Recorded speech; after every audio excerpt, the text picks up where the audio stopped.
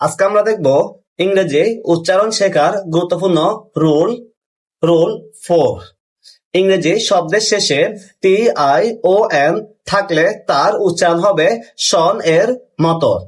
উদাহরণ NA নেই, TION শন nation অর্থ জাতি। এখানে TION এর উচ্চারণ কি হয়েছে? শন। ATTRAC অ্যাট্রাক্ট, TION শন অ্যাট্রাকশন, অ্যাট্রাকশন অর্থ কি? আকর্ষণ।